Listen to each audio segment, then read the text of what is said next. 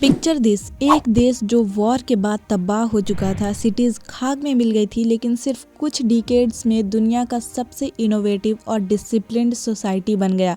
क्या ये मैजिक था? नहीं, ये था उनका डिसिप्लिन और एक्स्ट्रा ऑर्डिनरी टेक्निक्स का नतीजा। इमेजिन अगर आप इन्हीं जापानीज टेक्निक्स को अपनी स्टडी में अप्लाई करें तो आप अनस्टॉपेबल बन सकते हैं। ये टेक्निक्स आपको बस टॉपर नहीं बल्कि एक बेटर वर्जन भी बनाएगी, जो not just smart but efficient भी होगा। तो अगर आप सीरियस हो अपनी पढ़ाई और फ्यूचर के लिए तो ये वीडियो आपके लिए है। तो अगर आप रेडी हो तो चलिए अब इस वीडियो को शुरू करते हैं। लेकिन वीडियो शुरू करने से पहले मुझे एक बात बताओ, एग्जाम के एक दिन पहले नोट्स मांगना तुम्हारी भी आदत है ना? अगर है तो मुझे कमेंट सेक्शन में जरूर बताओ। Technique number 1 is kaizen approach. Kaizen का मतलब है कंटिन्यूअस इम्प्रूवमेंट, छोटी छोटी डेली हैबिट्स जो आपकी प्रोडक्टिविटी को इम्प्रूव करती हैं। इसका लॉजिक सिंपल है, एक दिन में सब कुछ परफेक्ट नहीं होगा, पर अगर आप हर दिन सिर्फ 1% बेटर होते हैं तो एक साल बाद आप 37 टाइम्स बेटर बन जाते हैं। अगर आपको डेली एक ही सब्जेक्ट बोरिंग लगता है तो कैजन के अंडर सिर्फ 15-20 मिनट डेली उस पर फोकस करिए, धीरे धीरे उसका मास्टरी हो जाएगा। जरा सोचो कि तुम एक छोटी एफर्ट लगाओगे और तुम टॉपर बन जाओगे। अब इम्प्रूवमेंट के साथ एफिशिएंसी भी बहुत ज़रूरी है और वो आता है टाइम का परफेक्ट यूज़ करने से। तो चलते हैं अगली टेक्निक की तरफ। हमारी दूसरी टेक्निक है Pomodoro technique. Ever feel like आप 1 घंटे तक पढ़ें पर कुछ देर बाद ही आप बोर हो जाते हैं? ये होता है लैक ऑफ फोकस की वजह से। पोमोडोरो टेक्निक ये प्रॉब्लम सॉल्व करती है।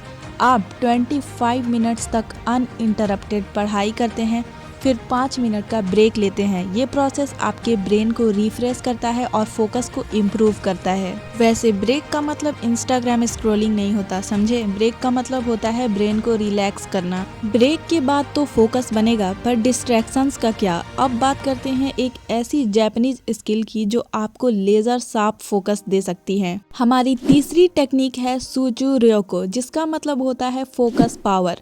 सुजू रयोको का मतलब है डीप फोकस। जापानीज लोग डिस्ट्रैक्शन से कम्प्लीटली दूर रहते हैं और एक टास्क को 100% डेडिकेशन के साथ करते हैं। तो आपको भी अपनी स्टडी के लिए एक डिस्ट्रैक्शन फ्री स्पेस बनानी होगी। आप पढ़ाई के दौरान अपने अंदर सुजू रयोको लाना चाहते हैं तो आप अपने स्टडी के लिए एक अलग जगह फिक्स करो, नोटिफिकेशंस बंद करो और एक टाइम ब्लॉकिंग शेड्यूल बनाओ। जब ब्रेन को सिग्नल मिलेगा कि ये टाइम सिर्फ स्टडी के लिए है तो आपका फोकस ऑटोमेटिक साफ हो जाएगा।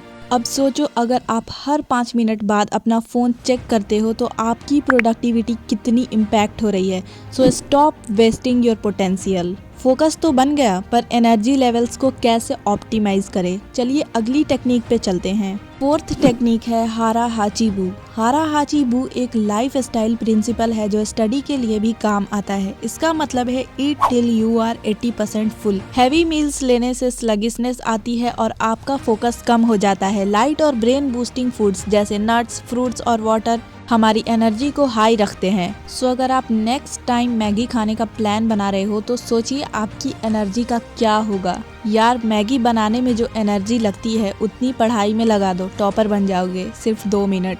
एनर्जी को ऑप्टिमाइज कर लिया। अब बात करते हैं परफेक्ट प्रिपरेशन की। जापान की 5वीं टेक्निक है नेमावासी, जिसका मतलब होता है प्रिपरेशन। नेमावासी का कॉन्सेप्ट कहता है कि काम शुरू करने से पहले उसकी सॉलिड ग्राउंड वर्क होनी चाहिए। आपको भी अपने सिलेबस का ओवरव्यू समझना चाहिए और टफ टॉपिक्स पे पहले काम करना चाहिए।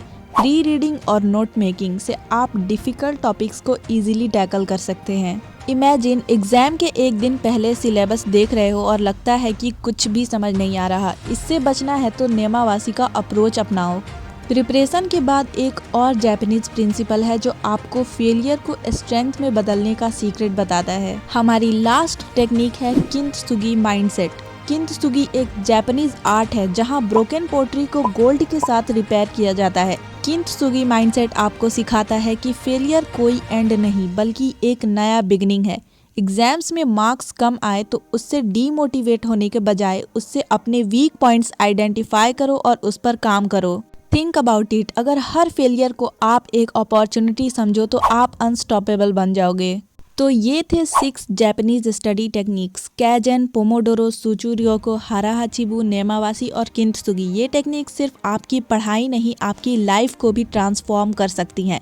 रिमेंबर, डिसिप्लिन और कंसिस्टेंसी ही सक्सेस का असली राज है। अगर आप अपनी लाइफ को नेक्स्ट लेवल पे ले जाना चाहते हो तो अभी देखिए मेरा video on 6 months challenge to change your life completely. उसमें आपको एक कंप्लीट एक्शन प्लान मिलेगा जो आपके ड्रीम्स को रियलिटी बनाएगा। एंड स्क्रीन पे क्लिक करना मत भूलना।